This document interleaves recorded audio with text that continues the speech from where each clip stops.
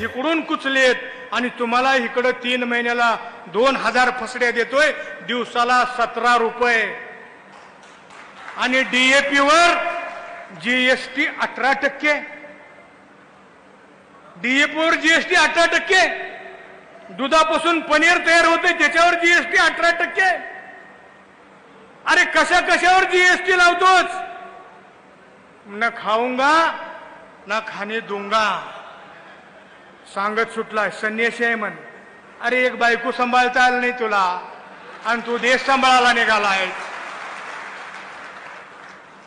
देश सांभाळायला निघालायस. हे मी तुम्हाला बोलायला, तुम्ही लोकांनी खाली लोकाला असं सांगावं म्हणून सांगायला, नाही तर इथले इथे ऐकले आणि गेले घरी. हे घरी प्रत्येक माणसाला सांगितलं पाहिजे आपल्याला.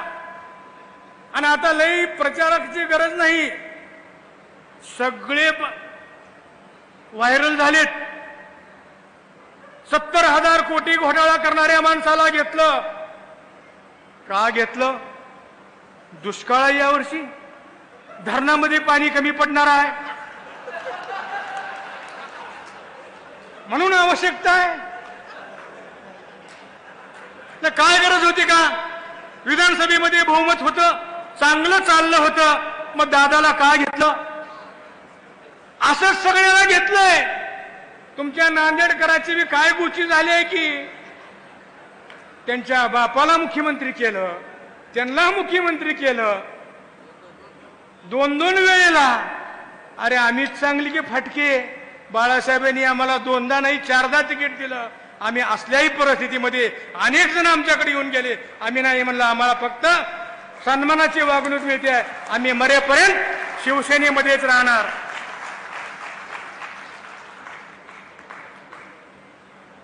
नाहीतर काय चाललंय? कपडे बदलासारखं झालंय.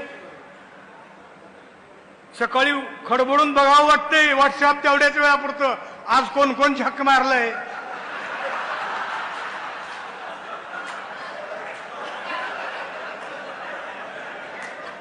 आणि इकडं बसलं की निष्ठा निष्ठा. अरे कशाची निष्ठा? रात्मीत कस कवाना निष्ठा. आणि म्हणून लोकांना आता फक्त सजग करायचं आहे. घरचं काय देत नाही ना आपल्याला, घरचं काय देतंय का? अजिबात काय देत नाही. आपलं आपल्या देते. दे 15 लाख टाक खात्यावर, 7 तारखेच्या अगोदर आमच्या प्रत्येकाच्या खात्यावर 15-15 लाख देतो म्हणले, टाक तुला मतदान. दिला का? अरे सगळ्या बोलाचाच भात आणि बोलाचीच कडी आहे. अनेक विषय आहेत, अनेक मान्यवर बोलले आहेत, मी हा खर्च घेतो. आणि म्हणून या निमित्तानं मी एवढंच सांगू इच्छितो की आता आपली पदाधिकाऱ्याची संख्या वाढली आहे. निवडून येण्याचं गणित, शिवसेनेचे गावागावामध्ये पदाधिकारी आहेत, बूथ प्रमुख आहेत, राष्ट्रवादीचे बूथ प्रमुख आहेत, काँग्रेसचे बूथ प्रमुख आहेत. प्रत्येक बूथला ह्या 3 पक्षाचे जरी कार्यकर्ते तरी 6 पदाधिकारी एकेका बूथवर आपले तयार होणार आहेत. आणि या सगळ्याला जबाबदारी द्या. मग भाषणात कोणीतरी म्हणलं की आमच्या पुत्र कोणी आलंच नाही. तुमच्या पुत्र कोणीच नाही, तुम्ही सर्कलच्या बाहेर जायचंच नाही.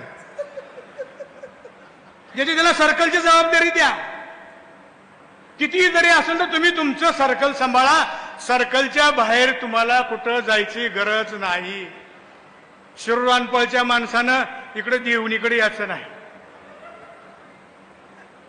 आणि निलंग्यातला तिकडल्या औरातच्या माणसानं इकडे देवणीकडे यायचं नाही. ज्यास त्यानं आपलं आपलं घर सांभाळा. बर एवढे कार्यकर्ते आहेत, प्रत्येकाने आपापलं घर जर सांभाळायचं काम जर केलं तर आपला उमेदवार 100% निवडून येणार आहे. आणि याचं भाग्य आम्हा सगळ्यांच्या नशिबी आहे. परिस्थिती चांगली आहे. आता मगा म्हणले ह्यांनी कुणी तर किती पैसे वाटले की काय? अरे पैसे आले तरी बी घ्या, पैसे आले तरी बी घ्या, पण हे हरामखोर पैसे देताना गप देत नाहीत.